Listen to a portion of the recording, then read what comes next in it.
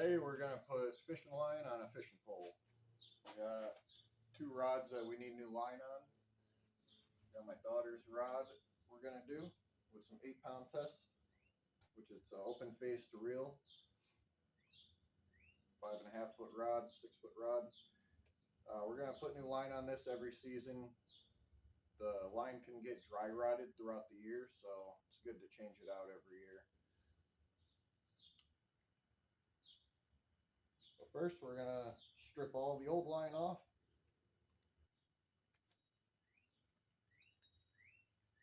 All right, now we got the old line off of the reel. Want to just clean it up a little bit, make sure there's not a bunch of gunk in there that got underneath the old line. You want to replace your line every 6 months or so. It does get dry rotted from the sun. Just from sitting on the spool, it's going to get memory. So if you start casting, you start seeing your lines all twisted, it's a good indication it's time to change your line out. You shouldn't have a lot of twist in your line at all. Doing it by yourself, it is easier having a helper.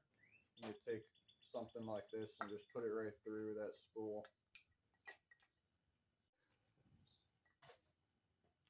All right, now let's hang on to that.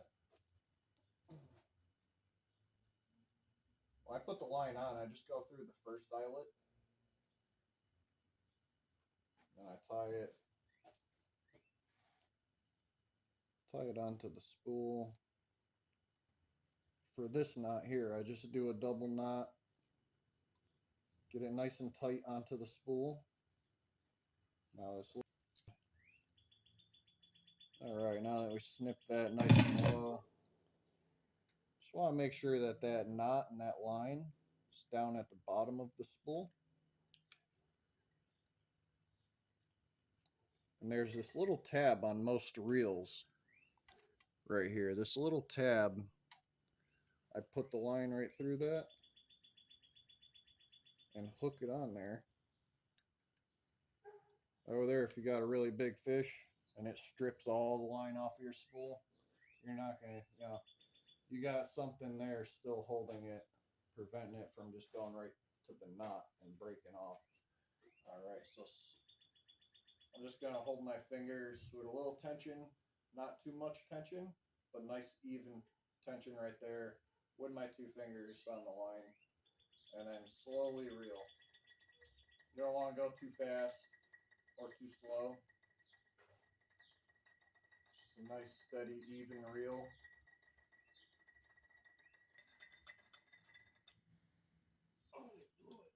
All right, now making sure that you don't put too much line on is key. So as you can see, there's still a little bit of room there. I didn't go all the way to the very edge. If you put too much line on your spool, it's just going to fall off. It's going to turn into a nest. It's not going to be pretty. Pick out your favorite lure. We'll tie that on there. We'll be ready to go.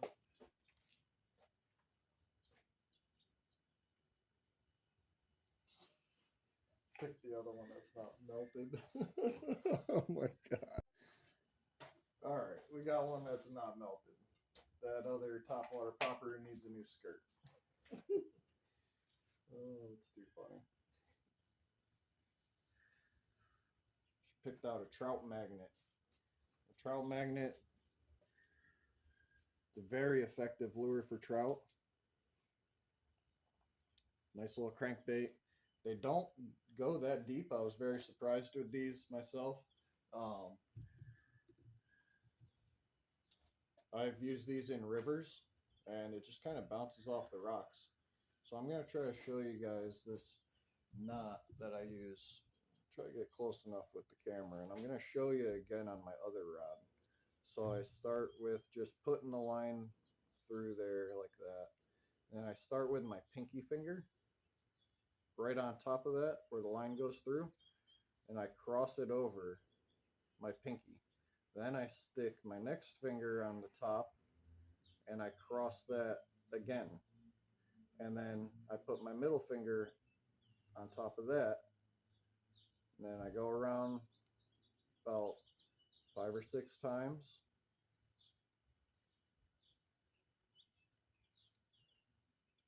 just like so. And now I take my tail end and I go through each hole on each finger. So I go through that top one, then I spin it around, come through the back side, spin it back around, come through the back side again on the bottom hole. Now I pull that tail end through and I hold the body of the lure and the tail end of that line, and I just grab it from up here and pull it straight down. Makes a perfect knot. Perfect knot. Now I just snip that tail end off.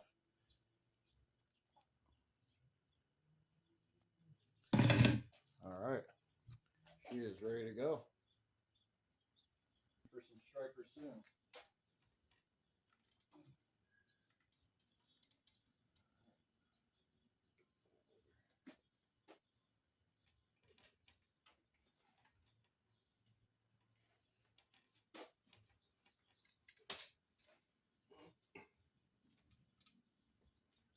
All right, so now we're gonna put new line on my saltwater rod.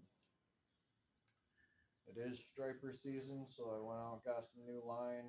I replace it every season, every year, new line. Can't go wrong. You don't want to have a 40-inch striper on there and lose it because of your old crusty line. I'll just snip our line here.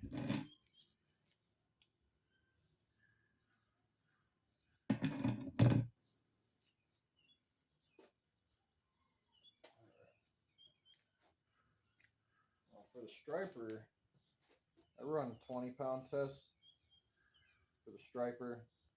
It's heavy enough to catch a big fish, but it's also light enough to use different lures and stuff like that. I change it up a lot. I'll go from live bait to lures to live bait to lures. We'll go ahead and get this stripped off. We'll see you back once that's all done.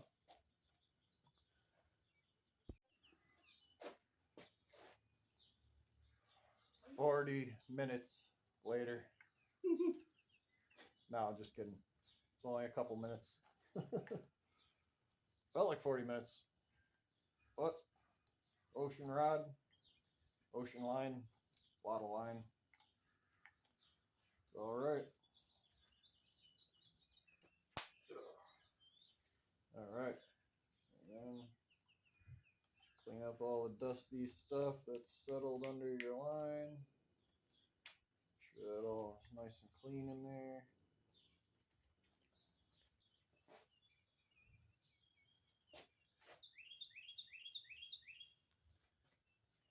One thing I will say about doing your fishing line, make sure you throw it in the trash.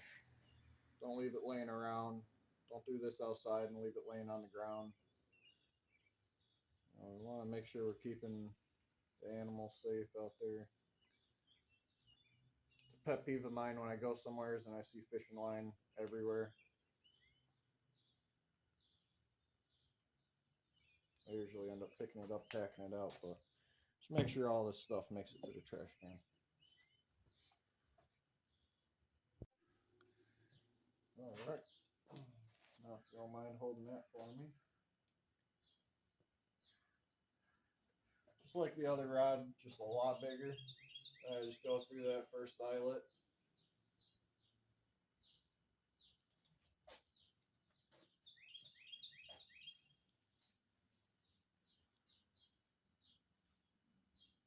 Down here, just do a double knot.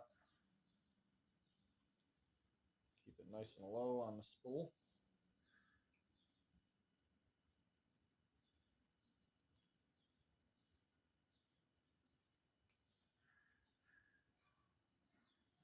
All right. Test pull.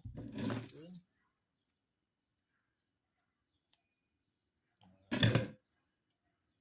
Now again, I always go around this hook that's on the reel. I hook it on there and pop it through. That's just helps keep your line from spinning on the spool. You got a fish that takes all your line, you're going to be glad you got that hooked when it gets to that knot. They can be a little tricky, however. Alright, we got it. I'll set that bail down. Now let's reach up towards that eyelet, holding the line with a little bit of pressure, not too much pressure.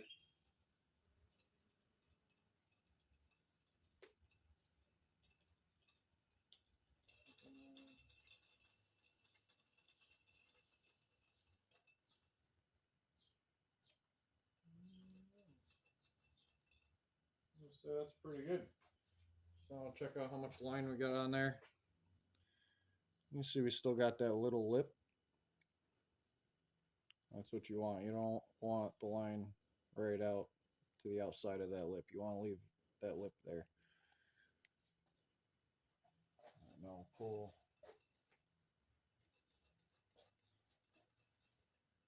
about that much out.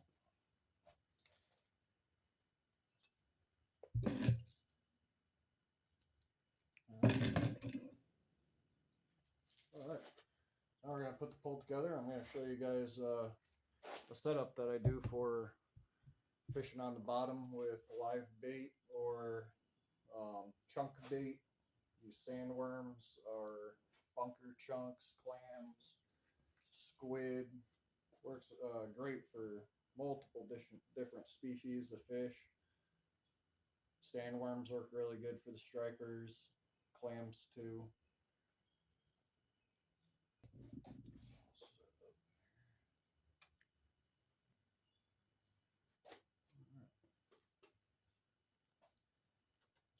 You want a little bit of leader line.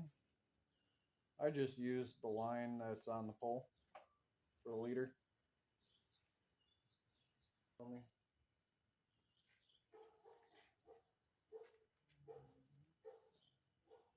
About that much.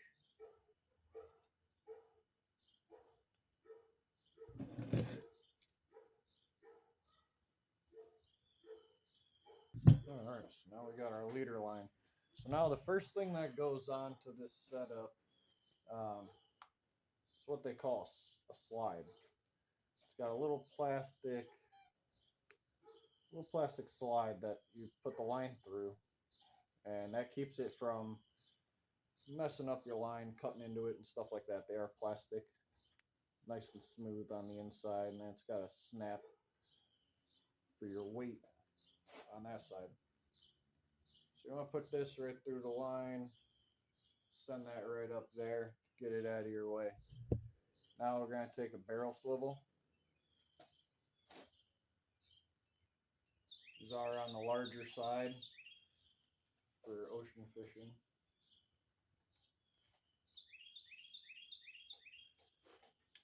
I'll come back over here, I'll show you this knot that I do. So I start with that right there, about 10 inches of line on my right for the tail. I start with my pinky and I cross the line just like that. Now I put this finger in there, cross the line again. Now I put this finger in there, cross the line again. Now I go around 5 or 6 times up to my middle finger. I use 3 fingers for this knot. I've caught 30-40 pound fish on this knot. Tightens up beautifully every time. So now I come around, I just start going through the holes at the tops of my fingers one by one, and I bring it right back around, go back through each finger, and I come back around with the tail, and I go back through. Not sure how well you guys can see this. And then I hold the tail, and I hold the swivel in this case, and I just pull. And this cinch right down to a beautiful knot.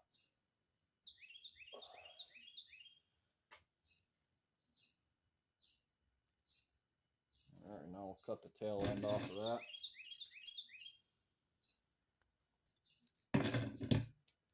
You don't want any more than 1/4 of an inch of tail left there.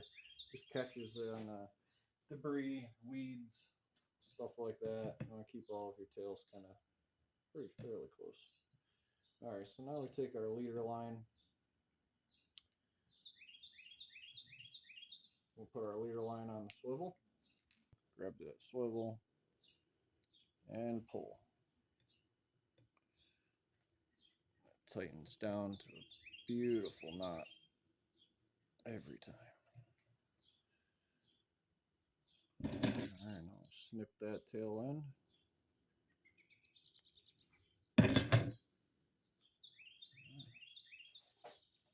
All right, so now got about a 3-foot leader. It's about how much I like to use. I went and picked up some new hooks. Last hooks I had were bright silver. Not a real fan of the bright, flashy hooks. Maybe if you're fishing for barracuda, they may like it, but we don't have barracuda here. So I just got some size 4 bait holder hooks. They're a darker color, black steel color.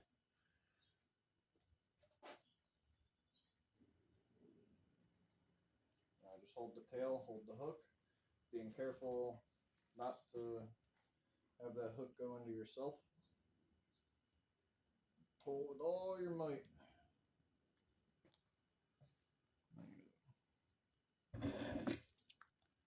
Snip that tail nice and long, no more than 1/4 of an inch. So now your bait's there. Got a 3-foot lead. Now the snap swivel gets stopped by your barrel swivel. So that snap slide can't go past that there. So your sinker is a 4-ounce sinker. I use 4s and 5s depending on the current that day. That will not slip any farther than that. You got your 3.5 foot leader off of there. That will float up while this sits on the bottom. It's a perfect setup. Keeps your bait up off of the ground. Gives you a nice sliding weight. That's going to get you way out there. It's a great setup.